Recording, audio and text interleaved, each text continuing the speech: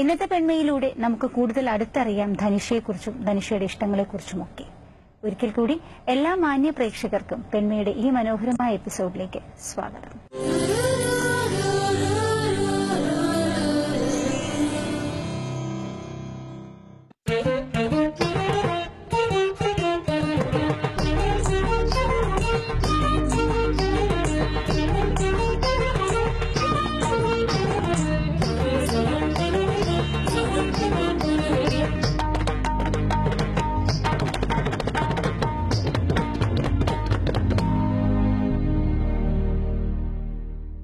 ഞാൻ ജനിച്ചു വളർന്നത് കൊടുങ്ങല്ലൂരാണ്.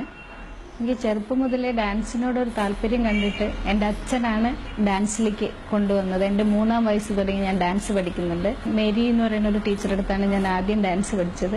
ഞാൻ കലാമണ്ഡലത്തിൽ ചെന്നതിന് ശേഷമാണ് ഞാൻ മോഹിനിയാട്ടത്തിലേക്ക് കൂടുതൽ ശ്രദ്ധ കൊണ്ടുവന്നത്.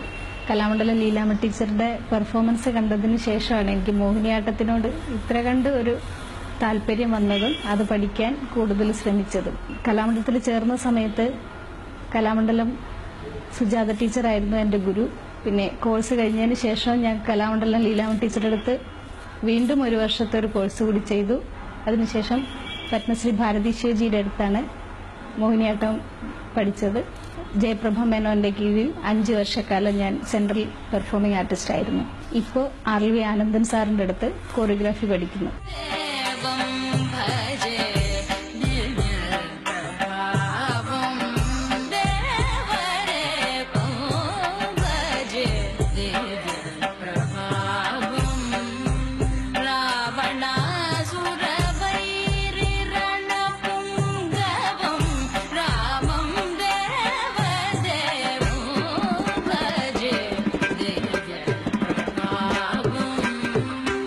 കേരള കലാമണ്ഡലത്തിൽ 3rd ഇയറിൽ പഠിക്കുമ്പോഴായിരുന്നു എന്റെ മോഹിനിയാട്ട അരങ്ങേറ്റം.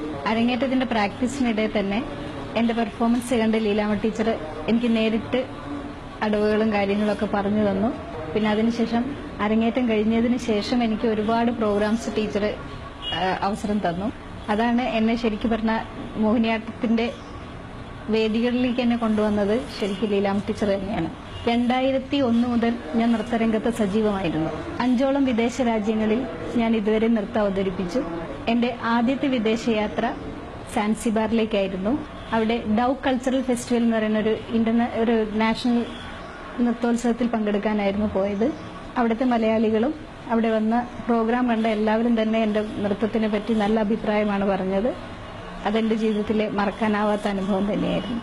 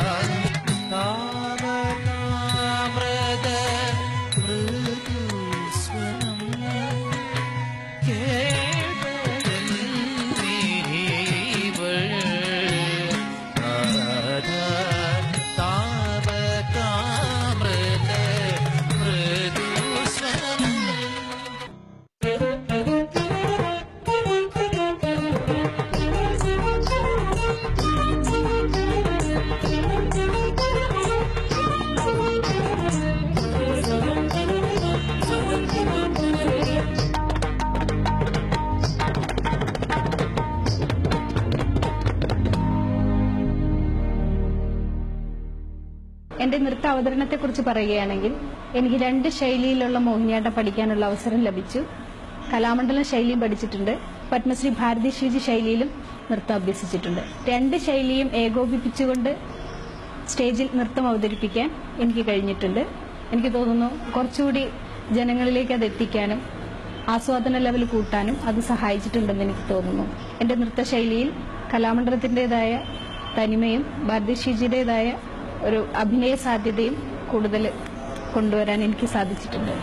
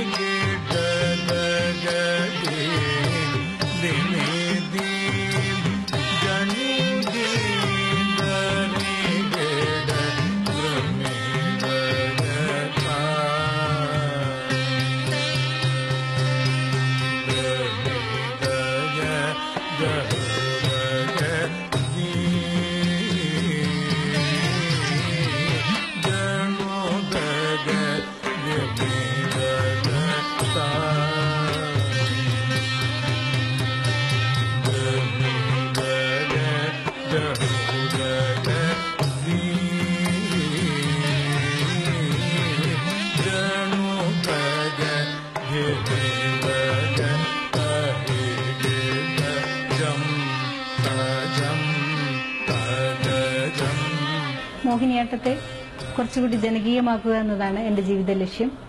അതിനുവേണ്ടി തന്നെ സീനിയേഴ്സ് ആയിട്ടുള്ള ടീച്ചേഴ്സിന്റെ അടുത്ത് നിന്ന് മോഹിനിയാട്ടത്തിൽ ഒരു മാറ്റത്തിന്റെ ആവശ്യമുണ്ട്, ഇനി മുന്നോട്ട് കൊണ്ടുപോകുന്നതിന് എന്തൊക്കെയാണ് ആവശ്യം എന്നത് ഞാൻ അന്വേഷിച്ചുകൊണ്ടിരിക്കുകയാണ്. അതിനായി ഞാനിപ്പോൾ വർക്ക് തുടങ്ങിക്കഴിഞ്ഞു. അതിന്റെ ഭാഗമായിട്ട് നൃത്തശൈലിയിലും കോസ്റ്റ്യൂമിലും ചെറിയ വ്യത്യാസങ്ങൾ ഞാൻ വരുത്തിയിട്ടുണ്ട്.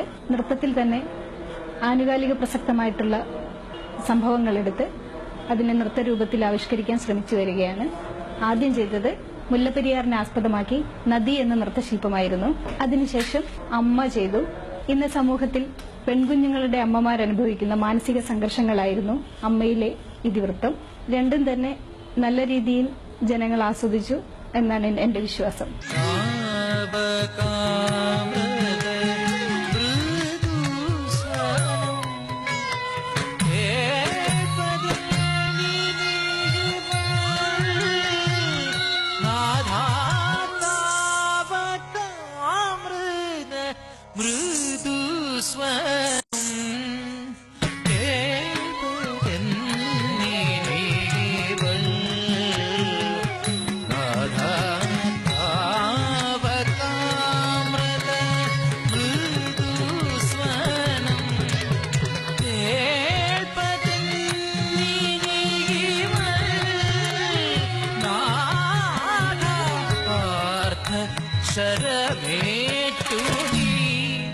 മൂന്ന് ജില്ലകളിലായി 8ഓളം നൃത്തവിദ്യാലയം ഞാൻ നടത്തി വരുന്നു. അതിനെനിക്ക് സപ്പോർട്ട് ചെയ്യുന്നത് എന്റെ സീനിയർ സ്റ്റുഡൻസും എന്റെ ഫ്രണ്ട്സുമാണ്. ഏകദേശം 300ഓളം കുട്ടികൾ ഇപ്പോൾ ഞങ്ങളുടെ പല സ്ഥാപനങ്ങളിലായി നൃത്തം അഭ്യസിക്കുന്നു. യുവജനോത്സവങ്ങൾക്ക് വേണ്ടി മാത്രമല്ലാതെ മോഹിനിയാട്ടം പഠിക്കാൻ താല്പര്യത്തോടു കൂടി എത്തുന്ന ഒത്തിരി കുട്ടികൾ എനിക്കുണ്ട്. അവരെല്ലാം തന്നെ നല്ല രീതിയിൽ പെർഫോം ചെയ്യുന്ന കുട്ടികളുമാണ്.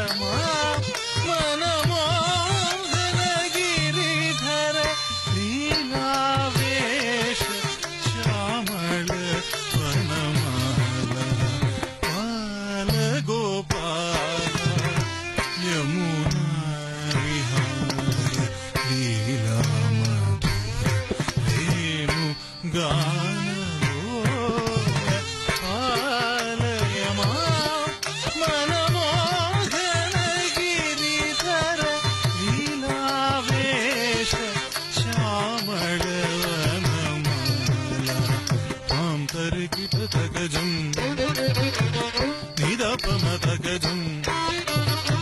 ഫാമിലി, അച്ഛൻ, അമ്മ, ഹസ്ബൻഡ് സന്യാൽ, ഞങ്ങൾക്കൊരു മകൻ, പിന്നെ എന്റെ ബ്രദറും ബ്രദറിന്റെ വൈഫും എല്ലാവരും എനിക്ക് നല്ല സപ്പോർട്ടാണ്. പ്രത്യേകിച്ച് എന്റെ ബ്രദർ മിസ്റ്റർ ധനേഷ് കുവൈറ്റിൽ എഞ്ചിനീയറാണ്. അവനാണ് എന്നെ എല്ലാ നൃത്തരംഗത്തേക്ക് എന്റെ എല്ലാ കാര്യങ്ങളും നോക്കി നടത്തുന്നതും എനിക്ക് വേണ്ട എല്ലാ സപ്പോർട്ടും തരുന്നത് എന്റെ ബ്രദറാണ്.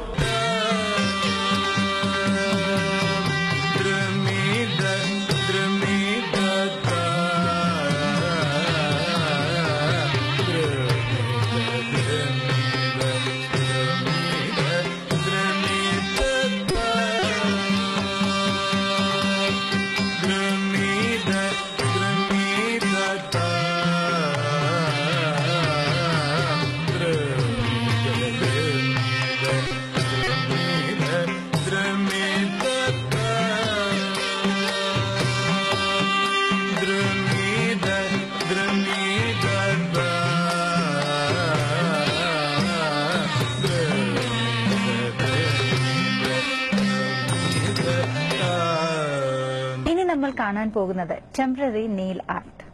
അഷ്ടമുടി വെൽനസിന്റെ മാനേജിംഗ് പാർട്ണർ കൂടിയായ സംഗീത പ്രീതേഷാണ് നമുക്ക് വേണ്ടി ഇന്നിവിടെ കാണിക്കാൻ പോകുന്നത്. പലതരത്തിലുള്ള ടെമ്പററി നെയിൽ ആർട്സ് ഉണ്ട്. അതെങ്ങനെ ചെയ്യാൻ പറ്റുന്നു, അല്ലെങ്കിൽ എന്തെല്ലാം ഡിസൈൻസ് ഉണ്ട് എന്നൊക്കെയാണ് ഇന്നത്തെ എപ്പിസോഡിലൂടെ സംഗീത നമ്മളോടൊപ്പം ഷെയർ ചെയ്യാൻ പോകുന്നത്. കാണാം ടെമ്പററി നെയിൽ ആർട്ട്.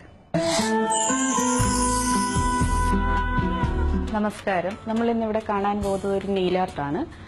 മാറുന്ന ട്രെൻഡിനനുസരിച്ചിട്ട് ഫാഷൻ ലോകത്ത് വളരെയേറെ ട്രെൻഡി ആയിക്കൊണ്ടിരിക്കുന്ന ഒരു